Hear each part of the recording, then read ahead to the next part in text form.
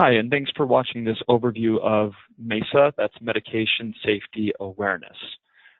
MeSA is a product that's based on an algorithm in pharmacogenomics to help identify medications that are combining to create specific behaviors and fall risks, also to identify medications that are potentially genetically incompatible with specific residents. The insights are combined together and securely shared with stakeholders for effective clinical decision support. MeSA is meant to be run at the community level by nurses and administrators. MeSA has three main aspects to the algorithm and to the application. First is pharmacogenomics. The second aspect is a behavior and fall risk algorithm. And the third is the ability to securely share those insights. And we'll be going over those one by one. First, let's start off with pharmacogenomics, otherwise known as PGX. Pharmacogenomics comes from two words, and that's one, pharmacology, or the science and study of medicine, and genomics, the science and study of genes. Bringing those together creates pharmacogenomics. From a community standpoint, a pharmacogenomics test is a mouth swab lab test that requires specific documentation, which we'll go over. That documentation comes from both the family and the physician. And the documentation is filled out and the mouth swab is administered. That is mailed to a lab, and that lab that we utilize for MeSA currently is Admera Labs. Admera will analyze the DNA and send back a report of 350 medications analyzed against 53 genes, and each medication is divided into one of four categories.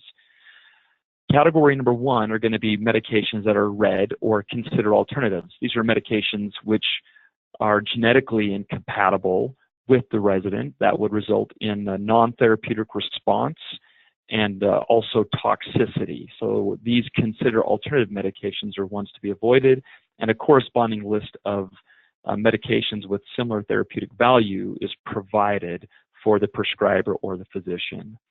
Below that quadrant is the yellow, which is the use with caution or proceed with caution medications, and these are medications tagged with yellow are going to have a therapeutic value for the resident patient, but also potentially resulting in some side effects or adverse drug reactions, so monitoring is desirable.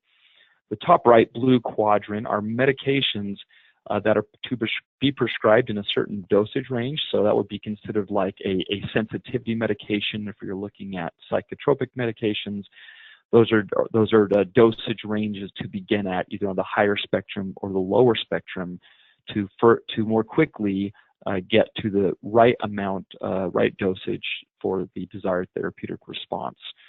And then the green section are medications which you can anticipate a normal therapeutic response without corresponding toxicity or adverse drug reaction. Now, another thing to point out is with this PGX test, this test is 100% covered by Medicare. So, and that's in a non-skilled setting, to where family members will not get a bill, residents will not get a bill, but Medicare does cover 100% of that. There's no out-of-pocket, there's no deductible, it's just 100% covered. Now, in a best-case scenario, all residents would be on all green medications, but that's probably not going to be the case. There's going to be a combination of medications in the yellow, blue, and green range. You know, the goal is to not have any red medications, of course. So within all of this comes the value of the second piece of the MeSA product, which we'll get into.